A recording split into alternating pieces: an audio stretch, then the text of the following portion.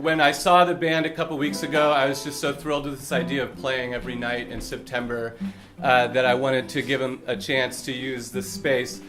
So let me ask you, so I'm sure you get asked the origin story of the band all the time, but who catalyzed what sort of in the evolution of the band? We kind of started out as a recording project where I was in another group and I really wasn't happy.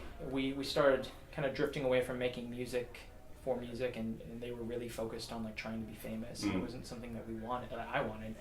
And so I went on a trip to Europe, and I was walking along the Seine, and I listened to all these old songs that I'd recorded, because when I write, I record to a player and then listen back. And I heard Romeo as I'm walking along the Seine, and I was like, oh, this is what I need to be doing. And from there, it just kind of like over 2 months. How long ago was that? That was in 2008, yeah. Summer of 2008.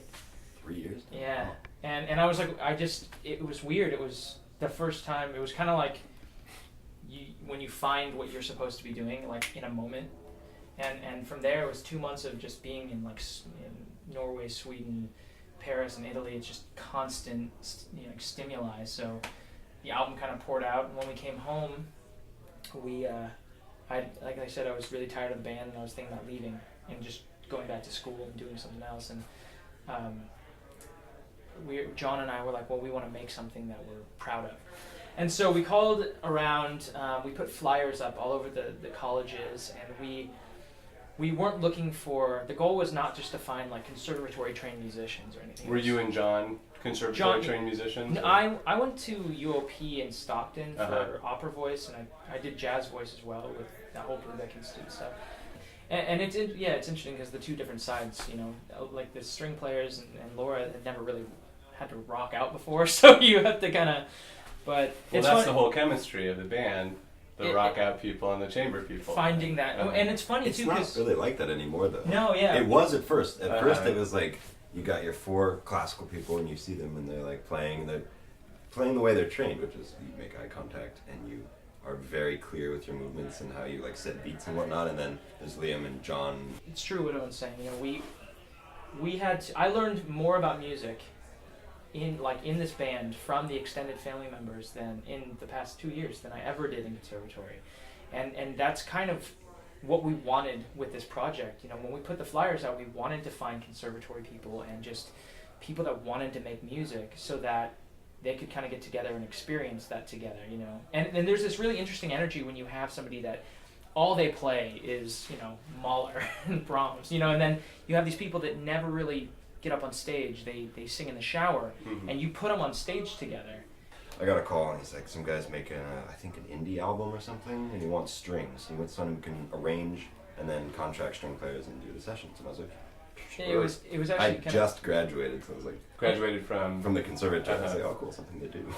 What's funny is, like I said, this was supposed to be a recording project, and it would never have actually become a band if it wasn't for the extended family, because they were all like, we want to hear it live. We want to be a part of it. And so this was the extended family of musicians. Yeah. And so we John and I were like, wow, how are we going to ask conservatory trained musicians to join a rock band? So we took everybody out to drinks about a month and a half after, and we're like, so does anybody want to join a band? And Owen was like, yeah. And then Lucas at the time was, I think, still getting his master's, and he's like, I'd love to, but I'm in school. And we kind of built the band, and it, because of the nature of the whole, extended family, people coming in and out, it enabled us to meet people that slowly became more and more involved and wanted to join the band, and then it just kind of, that's how the core formed. It was a pretty interesting challenge, though, because, when we were in the studio, we were working off these huge scores of all these ideas for, like, this is all strings, and then another part comes in here, and then there'll be a choir of violins down here, and you got the winds and the brass and everything. And it was really fun. And then he's like, yeah, I want to make a band. And I was like, yeah. And I was thinking, wait, how is that going to work? These are songs that you can do in a huge myriad of ways, which we have.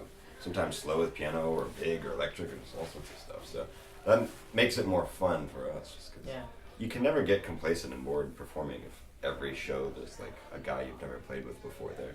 It's partially also like learning how to utilize it. Like we had people kind of just sit in with clarinet and they'd take like a line or melody or something. And then the more we explored, the more we're like, well, actually, what if they're low in this section? You Yeah. get the wide sound, and like, so I think the more we collaborate with various instruments, the more we sort of get an idea of how they fit in our songs the best. We kind of look at it like the recording process is classical because it's very strict. Like Right, it we get needs to everything have right. a very standardized like this is the way it is. This is the way it's recorded. It's like when you start using a click track. Right. Everything's sort of written. But then when you do live, it's more like jazz where you can kind of improvise a little bit and change it up because that's what makes the show exciting. Well, jazz is so much about engagement with the audience and covering, indie bands like I do for the blog.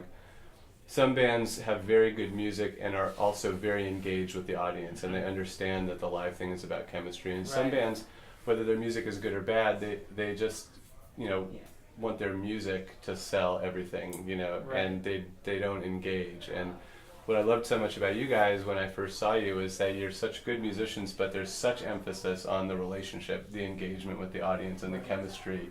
And everybody in the band, gets everybody in the audience going so much. Everyone seems to be on that wavelength together. Now, where are you playing tomorrow?